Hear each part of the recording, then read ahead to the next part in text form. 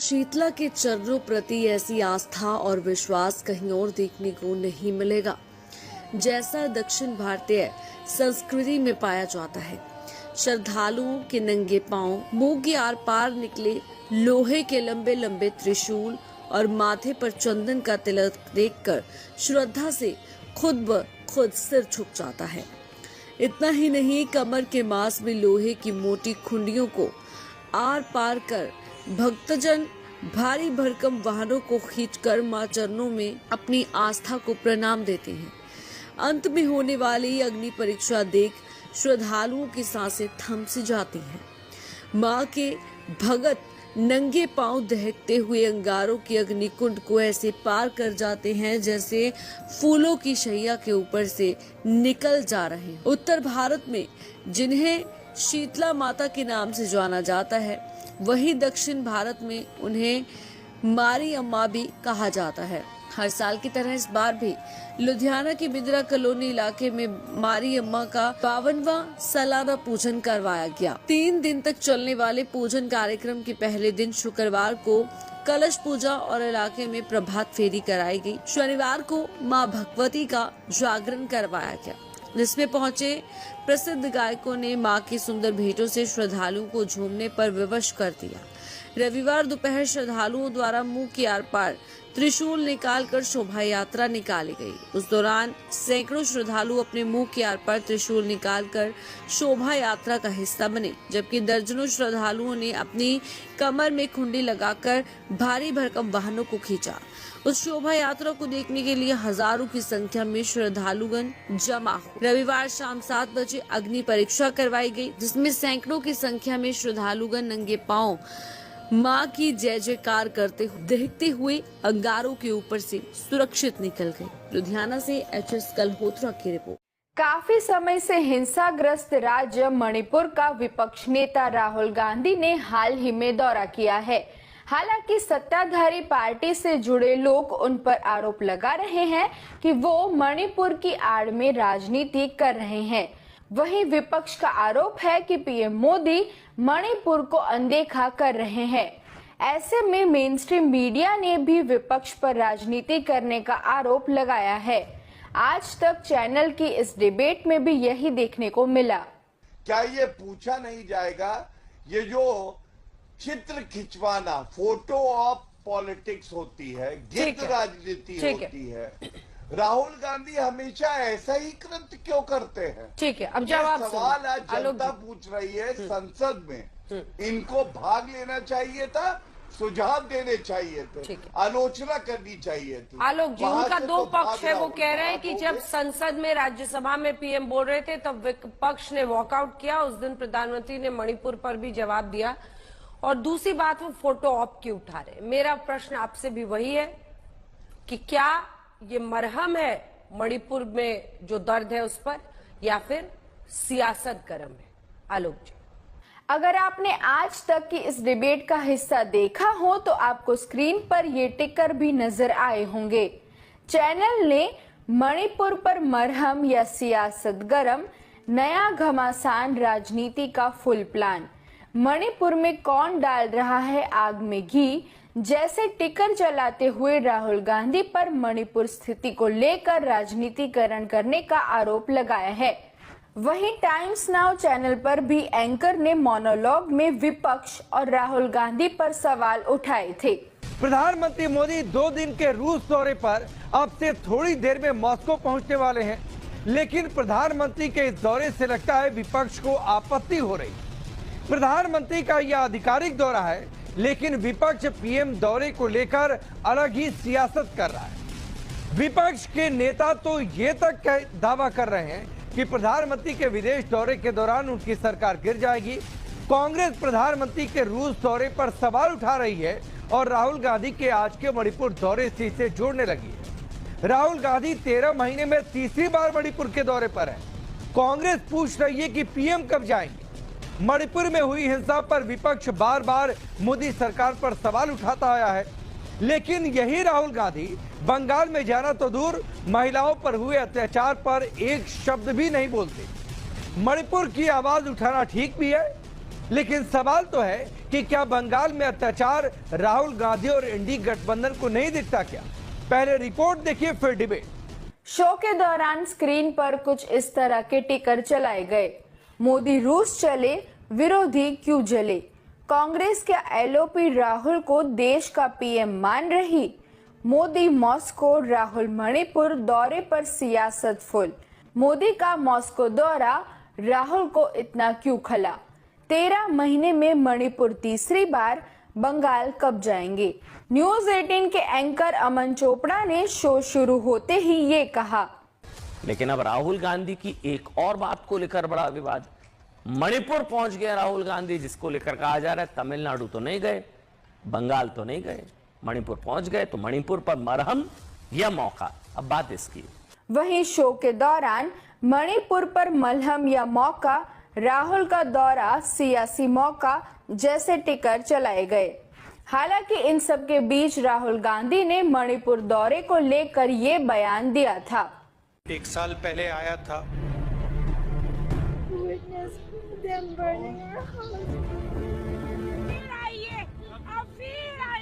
और अब आया हूँ, मगर दुख की बात है कि वो इम्प्रूवमेंट नहीं हुआ। आज भी घर चला है हमारे वहाँ पे, आज सुबह भी हुआ है वहाँ पे। तो आपका मेन बात है कि आपको सिक्योरिटी चाहिए और आप वापस जाना चाहते हैं। घर जाना चाहते हैं हम लोग, हम घर में रहना चाहते हैं, अपने घर में रहना है। ये लड़ाई शुरू क्यों हुई? मिसअंडरस्टैंडिंग की वजह से हुई है। मिसअंडरस्टैंडिंग मिसअंडरस्टैंडिंग की वजह से ये सब हुआ है। हिंसा से किसी को फायदा हो रहा है? नहीं sir. The first time that they're going through a conflict, or has this happened before with them? This is our third time experiencing a conflict. What can I do for them? I would like to request you, sir, please help my people. आपको आज एक वादा भी करना है हम लोगों के लिए। हमारे लिए लड़ना है आपको, हमारे लिए लड़ेंगे ना सर आप। हमने आपकी बात, सबसे पहले हम यहाँ आए, हमने आपकी बात उठाई, एक बार नहीं 2-3 बार हमने पार्लियामेंट में बोला, इन्होंने बोला, सब एमपीज ने बोला, कांग्रेस पार्टी के हम सारे के सारे नेताओं ने पार्लियामेंट में मणिपुर की बात उठाई, और हम दबाव डाल सकते हैं और हम पूरा दबाव डालेंगे। 5 दिन सोया है घर में अपना घर। मैं आपकी मदद कर सकता हूँ, मैं रेस कर सकता हूँ, मैं दबाव डाल सकता हूँ, मगर मैं आपको ये नहीं कह सकता हूँ कि कब आप वापस जाएंगी, क्योंकि ये सवाल सरकार देती। अगले सेशन में आप देखना, मैं आपकी आवाज उठाऊंगा, ठीक है? Thank you. देखने वाली बात ये है कि सत्ताधारी पार्टी ने राहुल गांधी के मणिपुर दौरे को लेकर आरोप लगाए, लेकिन मीडिया ने भी इन दावों को आगे बढ़ाने का काम किया। मीडिया ने भाजपा के आरोपों को स्क्रीन पर चलाते हुए कहीं पर भी ये स्पष्ट नहीं किया कि ये सवाल बीजेपी के हैं। ये व्यूअर्स को गुमराह करने का एक उदाहरण है। सत्ता पक्ष की बातें इस तरह से पेश करना मानो कि ये मीडिया अपनी तरह से पेश कर रही हो। मीडिया का काम है घटित घटनाओं को ज्यों का त्यों पेश करना, लेकिन अगर वो उसमें अपनी ओर से कहानियां पेश करने लगे तो ये लोकतंत्र के लिए खतरे की घंटी है।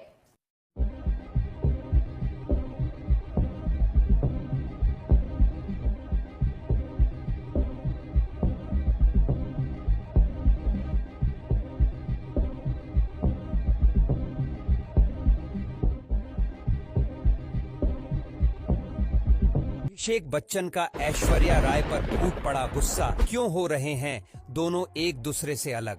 वर्षों से छुपे ऐश्वर्या के इस राज्य का खुल गया पोल, जिसे जानकर आप भी हैरान हो जाएंगे। दोस्तों, अभिषेक बच्चन और ऐश्वर्या राय पिछले कुछ दिनों से डिवोर्स को लेकर चर्चाओं में बने हुए हैं। दोनों की शादी को 17 साल हो गए हैं। बॉलीवुड स्टार्स अभिषेक बच्चन और ऐश्वर्या राय ने 20 अप्रैल 2020 को अपनी शादी की 17वीं सालगिरह मनाई। लेकिन अनंत अंबानी और राधिका मर्चेंट की शादी में कुछ ऐसा हुआ जिसने इस कपल के रिश्ते पर सवाल खड़े कर दिए हैं। पिछले काफी दिनों से अभिषेक बच्चन और ऐश्वर्या राय के बीच तलाक की खबरें सामने आ रही हैं। एक के बाद एक कुछ न कुछ ऐसा होता जा रहा है जिससे ये साफ हो रहा है कि उनके बीच चीजें ठीक नहीं चल रही हैं। अनंत अंबानी और राधिका मर्चेंट की शादी में ऐश्वर्या राय अपनी बेटी आराध्या के साथ बच्चन परिवार से अलग पहुंची थी। जहां ऐश्वर्या ने रेड कारपेट पर बेटी के साथ पोज दिए,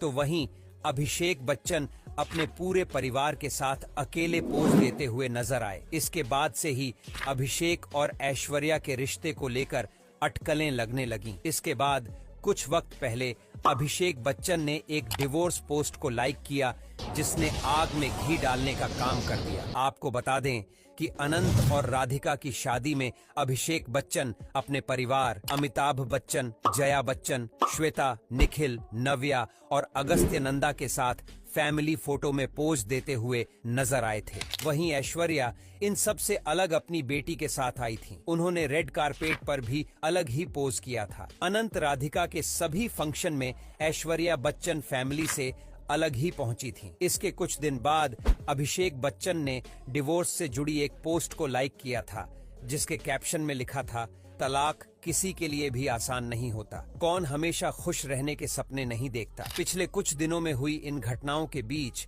अभिषेक बच्चन और ऐश्वर्या राय की अनबन की अफवाहें शुरू हो गईं। कहा जा रहा है कि अब दोनों डिवोर्स लेने जा रहे हैं। तो चलिए आपको बताते हैं कि डिवोर्स क्या है। शादीशुदा जोड़ों के बीच अगर कुछ सही न चल रहा हो तो वो तलाक ले लेते हैं। कई बार शादी 5-10 साल चलती है और उसके बाद लोग तलाक लेते हैं, लेकिन अब लोग बुजुर्ग अवस्था में भी तलाक ले रहे हैं और यह मामले बढ़ते जा रहे हैं। वैसे तो यह प्रचलन पश्चिमी देशों में ज्यादा है, लेकिन अब भारत में भी धीरे धीरे बढ़ रहा है।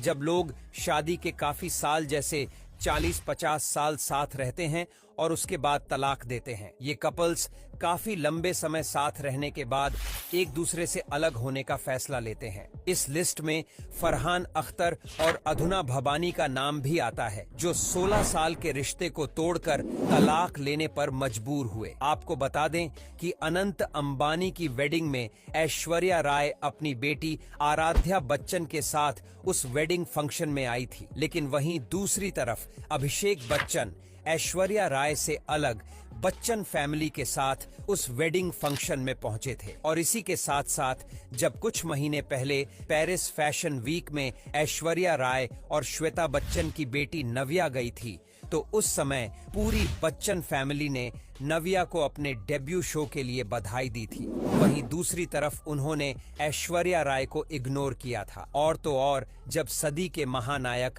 अमिताभ बच्चन का 81वां जन्मदिन था, तो उस समय ऐश्वर्या राय ने जिस फोटो को पोस्ट करके बिग बी को अपने जन्मदिन की बधाई दी थी, उस पोस्ट को देखने के बाद भी लोगों के बीच काफी सारे रूमर्स फैलने लग गए थे, क्योंकि ऐश्वर्या राय ने जिस फोटो को पोस्ट करके बिग बी को बर्थडे विश किया था, उस फोटो में से ऐश्वर्या ने जया बच्चन और बाकी लोगों को हटा दिया था और उस फोटो को क्रॉप करके उसमें सिर्फ अमिताभ बच्चन और आराध्या बच्चन को ही उस पोस्ट में दिखाया था। वहीं हाल ही में जब लोकसभा इलेक्शन हुए थे, तो उस समय भी ऐश्वर्या राय अकेली इलेक्शन में वोट देने गई थी और उस समय ऐश्वर्या राय का एक हाथ भी टूटा हुआ था। तो लोग उस वक्त वीडियो देखकर चौंक गए थे, क्योंकि लोगों के मन में सवाल था कि भला इस हालत में ऐश्वर्या राय के साथ अभिषेक बच्चन क्यों नहीं है।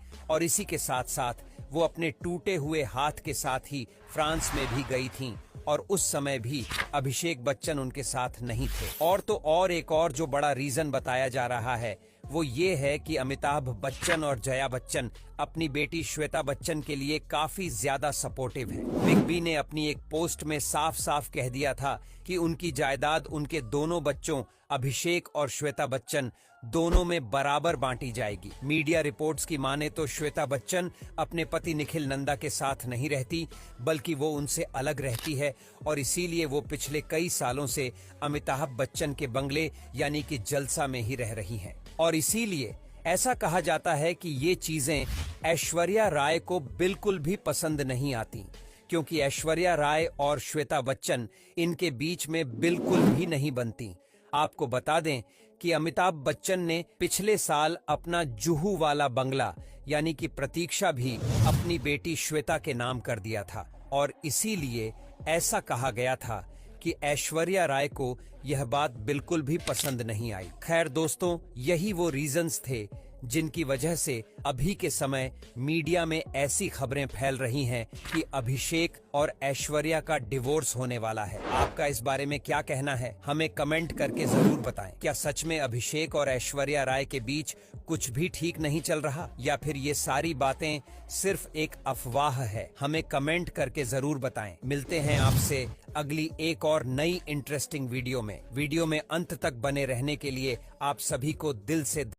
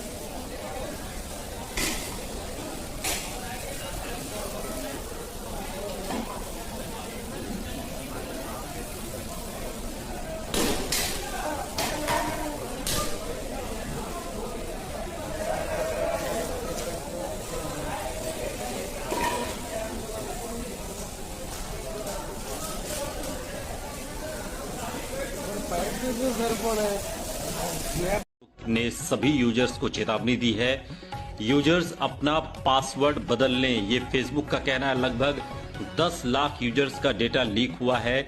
आपको बता दें, मेटा के मुताबिक डेटा थर्ड पार्टी के जरिए लीक हुआ है। मेटा ने 400 से अधिक एप्लीकेशंस की पहचान की है और कंपनी ने अब सभी को पासवर्ड बदलने की नसीहत दी है। बड़ी खबर सोशल साइट फेसबुक को लेकर एक बड़ी खबर है। फेसबुक ने सभी यूजर्स को चेतावनी जारी की है कि वो अपना पासवर्ड बदल लें। ऑनलाइन शॉपिंग में कई बार आप मंगाते कुछ हैं लेकिन कुछ और ही निकल आता है। दरअसल सोशल मीडिया के अलग अलग प्लेटफॉर्म्स पर एक वीडियो धड़ल्ले से शेयर किया जा रहा है। इस क्लिप में अमेज़न पार्सल बॉक्स के अंदर से जिंदा कोबरा निकलता हुआ दिखाई दे रहा है। वीडियो को शेयर करने वाले बेंगलुरु के कपल ने दावा किया है कि उन्होंने अमेज़न से एक गेम कंट्रोलर मंगाया था, लेकिन जब उन्होंने पैकेज डिलीवर होने के बाद उसे खोला तो उसके अंदर से एक जीवित कोबरा मिला।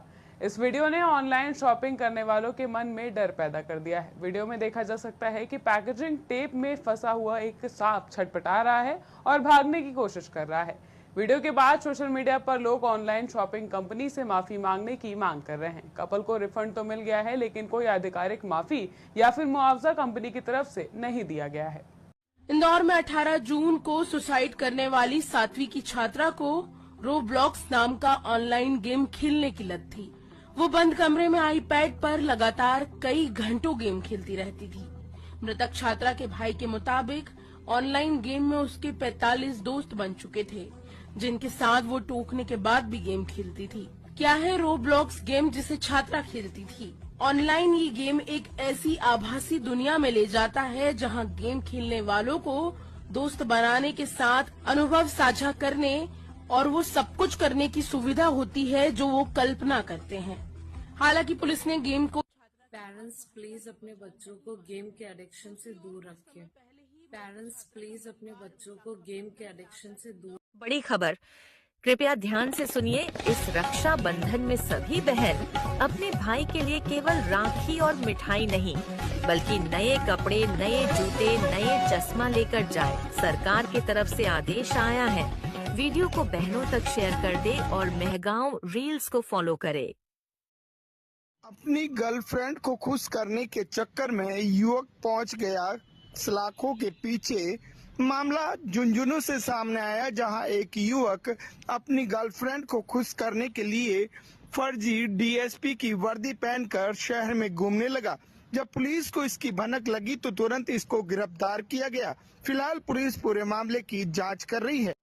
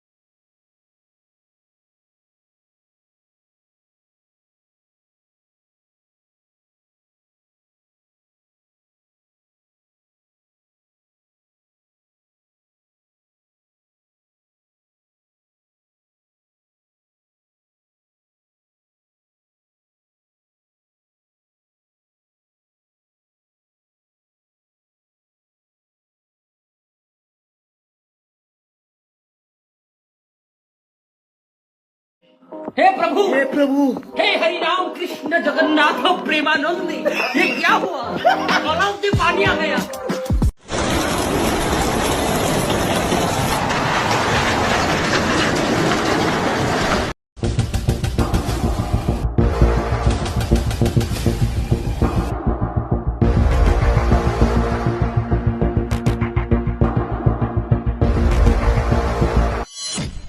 आज तारे अंग्रेजी में महीना ना नाम बोलवाना हाल बोल। जान्युआरी, गुरुवारी, जान्युआरी પછી ગુરુવારી આવે। हैं बच्चों की उम्र 8 से 15 साल के बीच है। हादसा रविवार सुबह करीब 10 बजे रहेली विधानसभा के शाहपुर में हुआ। जेसीबी से मलबा हटाकर 100 और घायल बच्चों को बाहर निकाला गया है। रीवा के गढ़ में शनिवार को दीवार गिरने से 2 सगे भाई बहन समेत 4 बच्चों की मौत हो गई। दीवार सनराइज पब्लिक स्कूल से सटकर बनी थी। उसी के बगल से बने रास्ते पर रोज स्कूली बच्चे गुजरते थे। पुलिस ने इस मामले में मकान मालिक 2 भाइयों को गिरफ्तार कर लिया है। सिवनी जिले में शनिवार रात को ट्रक और कमांडर वाहन की भिड़ंत हो गई। हादसा बरघाट थाना क्षेत्र के धारना गांव के पास रात करीब 8 बजे हुआ, जिसमें 2 महिलाओं की मौके पर ही मौत हो गई। वहीं 7 महिलाएं घायल हो गई, जिन्हें एम्बुलेंस की मदद से जिला अस्पताल पहुंचाया गया, जहां महिलाओं की हालत स्थिर है।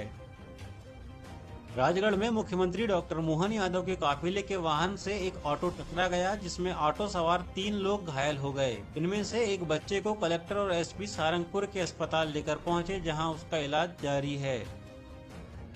छिंदवाड़ा जिले के जुन्नारदेव में कट्टा नदी पर 5 श्रद्धालुओं की कार पानी के तेज बहाव में बह गई। 4 लोग सुरक्षित तैरकर बाहर आ गए, जबकि एक व्यक्ति लापता है। ये सभी महाराष्ट्र निवासी नागपुर से नागद्वारी में ले जा रहे थे। स्थानीय प्रशासन और बचाव दल खोजबीन में लगे हुए हैं।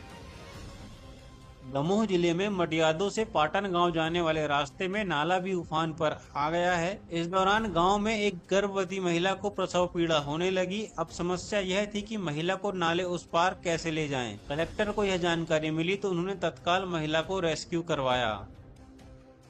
राम मंदिर के लिए 1 करोड़ से अधिक का दान देने वाले महंत की वसीयत पर विवाद खड़ा हो गया है। खुद को महंत का उत्तराधिकारी होने का दावा करने वाले श्याम बाबा ने एक साध्वी पर आरोप लगाया है कि उन्होंने बाबा के खाते से 90 लाख रुपए हड़प लिए हैं। आरोपी साध्वी लक्ष्मीदास की अग्रिम जमानत खारिज हो गई है।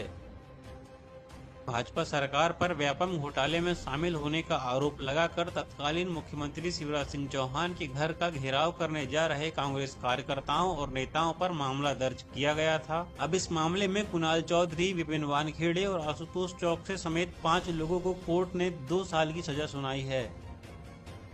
मध्य प्रदेश में अब बारिश का रौद्र रूप देखने को मिल रहा है। प्रदेश के अधिकांश नदी नाले उफान पर हैं। डैम का भी जल स्तर बढ़ गया है। कई जिलों में बाढ़ से तबाही देखने को मिल रही है। वहीं अब तक भारी बारिश के चलते 200 लोगों की मौत भी हो चुकी है। हालांकि प्रभावित इलाकों में तत्काल राहत कार्य शुरू कर दिए गए हैं। दुकानों पर नेम प्लेट को लेकर भोपाल की पूर्व सांसद साध्वी प्रज्ञा सिंह ठाकुर का बयान सामने आया है। उन्होंने सोशल मीडिया साइट एक्स पर लिखकर हिंदुओं से अपील की है कि अपने प्रतिष्ठान के बाहर अपना नाम अवश्य लिखें। अब जो लिखेगा वही हिंदू और जो नाम ना लिखे वह हिंदू नहीं है।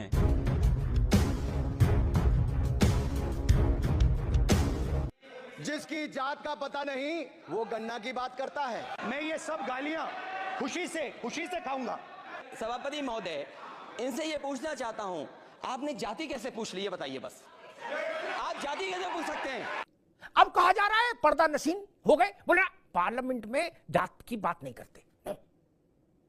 कास्ट का सी अंग्रेजी में और हिंदी में जा, बोले ये भी नहीं बोलते पार्लियामेंट में। क्यों? बोले पार्लियामेंट में सब नहीं चलता, अलाउ नहीं, कानून है। कहाँ कानून है भैया? और अगर कानून है तो लोहिया से लेके आज तक सबको सजा क्यों नहीं दी? अभी जब 4 दिन पहले ये बताया गया कि ये फोटो देखो, इसमें रामलाल फला जात को, राम श्यामलाल फला जात का फला जात के लोग नहीं है। क्यों नहीं है? क्या वो भी पार्लियामेंट था? वो कोई गुड्डू की दुकान थोड़ी थी पान की।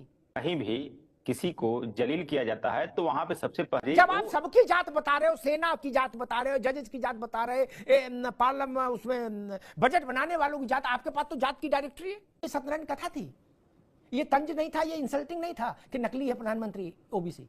जय हिंद दोस्तों, बड़ी हास्यास्पद बात है कि जो नेता भारत के प्रधानमंत्री बनने का ख्वाब देखते हैं और पूरे देश में जाति जनगणना कराना चाहते हैं, उन नेताओं से जाति पूछ लेने पर इनको इतनी मिर्ची क्यों लग जाती है?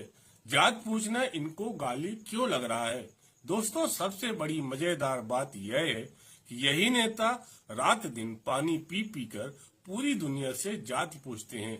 दोस्तों, हुआ यह कि अनुराग ठाकुर ने संसद में कहा कि जिनकी जाति का पता नहीं वह लोग जाति गणना कराना चाहते हैं।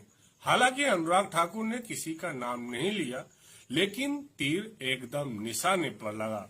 फिर वही हुआ, जिनको अपने जाति का पता नहीं और जिनको अपनी जाति बताने में शर्म आ रही है वह लोग आग बबूला हो गए। दोस्तों, आज की डिबेट इसी में चर्चा हो रही है, जिसमें अमिताभ अग्निहोत्री ने कांग्रेस और समाजवादी प्रवक्ताओं को इतना गंदा तरह से धोया कि यह प्रवक्ता इधर उधर मुंह छिपाते दिखे।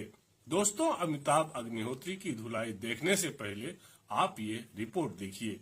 सर, कुछ लोग एक्सीडेंटल हिंदू हैं और महाभारत का ज्ञान भी एक्सीडेंटल है। ओबीसी की बात, जनगणना की बात बहुत की जाती है। माननीय सभापति जी, जिसकी जात का पता नहीं वो गणना की बात करता है। बिकॉज सर, जो भी इस देश में दलितों की, आदिवासियों की, पिछड़ों की बात उठाता है, जो भी उनके लिए लड़ता है, उसको गाली खाना ही पड़ता है। और वो कौन से जात के हैं वो मालूम है उनको, और ये पर्पसली किसी को इंसल्ट करने के लिए उसने कहा है, ये अच्छा नहीं है। कल जाति पूछ लिया गया, इंसल्ट हो गया, किसी का नाम नहीं लिया। नाम नहीं लेते हुए उन्होंने कहा जिसकी जाति का पता नहीं वह जाति पूछ रहे हैं, तो केवल एक ही व्यक्ति को बुरा लगा।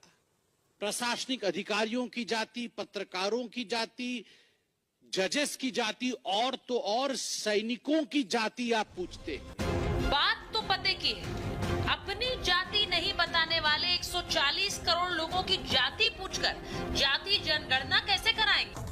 नाम क्या आपका? क्या नाम है? नाम बताओ, नाम बताओ, नाम बताओ उसका। वो ओबीसी है? नहीं। वो दलित है? नहीं। इस कमरे में दलित कितने हैं? देखिए, ये मजा देखिए। इस कमरे में ओबीसी कितने हैं? हाथ उठा के दिखा दीजिए, देखिए मजा। नाम क्या है इनका? पूरा बताइए ना। पुष्पेंद्र सिंह। तो ये तो शूद्र नहीं है ना? तुम पिछड़े हो कि क्या? नाम क्या है तुम्हारा? नहीं, नाम बताओ इनका क्या है? नाम बताओ। हाँ, मिश्रा जी। अरे मिश्रा जी, कुछ तो शर्म करो। अरे कुछ शर्म करो यार। सभापति महोदय, इनसे ये पूछना चाहता हूँ, आपने जाति कैसे पूछ ली ये बताइए बस। आप जाति कैसे पूछ सकते हैं? आपकी राष्ट्रपति, हमारी राष्ट्रपति आदिवासी है। जाति जनगणना जो है होनी चाहिए। सड़क से लेकर सदन तक हम लोगों ने आवाज उठाने का काम किया। पुष्पेंद्र सिंह। तो ये तो शूद्र नहीं है ना? मुझसे पूछे कि गिरिराज तुम्हारी जाति क्या है, तो मुझे बताने में कौन सी दिक्कत है। कोई पूछे मैं बता दूंगा, लेकिन राहुल गांधी से मैं भी पूछता हूं कि आपकी जाति क्या है, आपका धर्म क्या? आइए देखते हैं, बैठचंद मजा आएगा। ये लोकसभा में कहा जा रहा संसद में जात नहीं पूछी जा। अभी खड़गे जी कह रहे थे, खड़गे जी की आयु है, मैं उनकी स्मरण शक्ति वैसी रहे उस पर मैं कोई जोर नहीं दूंगा, अवस्था होती है। लेकिन अशोक जी, नेहरू जी के समय में लोहिया की बहसें उठा के देख लीजिए। क्या लोहिया कम समझदार थे या आप लोग ज्यादा समझदार हो? बहसें उठा के देख लीजिए, उन्होंने तो जात, उपजाति, गोत्र सब लोग सभा में रखे पटल पर। मंडल का जब मामला आया बीपी सिंह के समय और पार्लियामेंट में बहस हुई, तो जात, उपजात, गोत्र हजारों साल का पूरा सजरा पार्लियामेंट में हुआ कि नहीं हुआ? जो कहना चाहिए वो भी कहा गया, जो नहीं कहना चाहिए वो भी कहा गया कि नहीं कहा गया? मंडल पर जब बहस हो रही थी, जब राजीव गांधी ने कहा था कि हम इसके पक्ष में नहीं, कांग्रेस इसके पक्ष में नहीं, मंडल था ही इस पर पूरा। अब कहा जा रहा है पर्दा नशीन हो गए, बोल रहा पार्लियामेंट में जात की बात नहीं करते, कास्ट का सी अंग्रेजी में और हिंदी में जा, बोले ये भी नहीं बोलते पार्लियामेंट में। क्यों? बोले पार्लियामेंट में सब नहीं चलता, अलाउ नहीं, कानून है। कहां कानून है भैया? और अगर कानून है तो लोहिया से लेके आज तक सबको सजा क्यों नहीं दी? गुड क्वेश्चन, यू आर तब तो सबको जेल हो जानी चाहिए थी। मुलायम सिंह जी, मुझे उन्हीं के 10 भाषण याद है लोकसभा में तब। और अशोक जी, अभी जब 4 दिन पहले ये बताया गया कि ये फोटो देखो, इसमें रामलाल फला जात को, राम श्यामलाल फला जात का फला जात के लोग नहीं है, क्यों नहीं है? क्या वो भी पार्लियामेंट था? वो कोई गुड्डू की दुकान थोड़ी नहीं थी पान की। मैं समझ नहीं पा रहा इसमें इतनी नाराजगी को, और आप लोग नाराज हो रहे हो, जो आप लोग तो पीडीए चला रहे हो। नहीं, सबकी जात पूछ बता रहे हो कि भैया पिछड़े दलित अल्पसंख्यक इधर आ जाओ। अशोक जी, फिर आप क्यों नाराज हो? राहुल गांधी की बात समझ में आती है, उनकी तो चलो अलग लीला है। कहना क्या चाह रहे हैं भैया आप क्यों नाराज हो गए? देखिए अमिताभ जी, जब कहीं भी किसी को जलील किया जाता है तो वहां पे सबसे पहले एक मानवता के नाते और समाजवादी होने के नाते हम लोग का कर्तव्य है कि वहां खड़े होकर उसका विरोध करते हैं। ठीक है। दूसरी बात, आपने कहा कि जाति के वजह से क्यों इतना हंगामा होगा। हाँ। ये हंगामा जाति बताने या जाति पूछने को लेकर के था ही नहीं, ये हंगामा था राहुल गांधी जी की आइडेंटिटी पे क्वेश्चन मार्क लगाने को लेकर। हम आप भी हिंदी भाषी क्षेत्र से ही आते हैं, इस तरह की बात अगर किसी से पूछा जाता है जनरल वे में कि तुम्हें अपनी जाति का नहीं पता, इट मीन्स कि एक तरह का एब्यूजिंग वर्ड है, एक गाली वाला शब्द है कि तुम्हें अपनी जाति का नहीं पता कि तुम किस जात के हो। क्या बात कर रहे हैं बाबू? ना ऐसा नहीं, कहीं गाजीपुर से गाजियाबाद बस्ती से बह रहे थे, कहीं चले जाओ 100 लोग पूछते भैया कौन जात हो, इसमें कहीं लट चलता देखा क्या यार? अमिताभ जी मैं बताऊं, जैसे अगर आप पूछ रहे हैं आप किस जाति को हो, ये एब्यूजिंग वर्ड नहीं है। अगर आप कह रहे हैं कि तुम्हें अपने जाति का तो पता ही नहीं है कि तुम किस जाति को, that is exact abusing word. बात समझिए, दोनों में अंतर है। तो हम कह रहे, मान लीजिए हमसे कि आपने कहा कि आपको पता ही नहीं है आप कौन जात के हो, क्या मान लीजिए कहा कि एक सेकंड रुक जाइए, मैं खड़े होकर बता दूंगा मैं कौन जात हूं, बात खत्म। इशू थोड़े ना बनाएंगे भैया मेरे। क्या बढ़िया था गुरु। देखिए जब आप सबकी जात बता रहे हो, सेना की जात बता रहे हो, जजेस की जात बता रहे, पार्लियामेंट उसमें बजट बनाने वालों की जात, आपके पास तो जात की डायरेक्टरी है क्या, जैसे टेलीफोन की डायरेक्टरी होती है? तो अपनी बता देते, कल काटते, इशू क्लोज हो जाता। नहीं अशोक भाई। नहीं अमिताभ जी, देखिए मैं वही बता रहा था कि जो अनुराग ठाकुर का जो तंज था वो राहुल गांधी जी को इंसल्ट करने के लहजे में था और उनकी आइडेंटिटी पे सवाल उठाने का था। चूतिया लिखा है क्या? इसी लोकसभा के चुनाव के प्रचार के दौरान एक रोड शो में माइक से राहुल गांधी ने कहा कि नरेंद्र मोदी नकली ओबीसी है, नकली। बोले मैं सबूत देता हूं।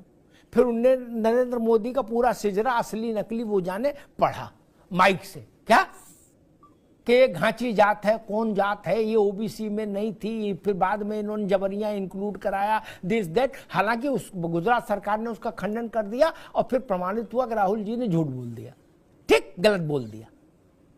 तो ये तो मतलब ये सत्यनारायण कथा थी, ये तंज नहीं था, ये इंसल्टिंग नहीं था कि नकली है प्रधानमंत्री ओबीसी।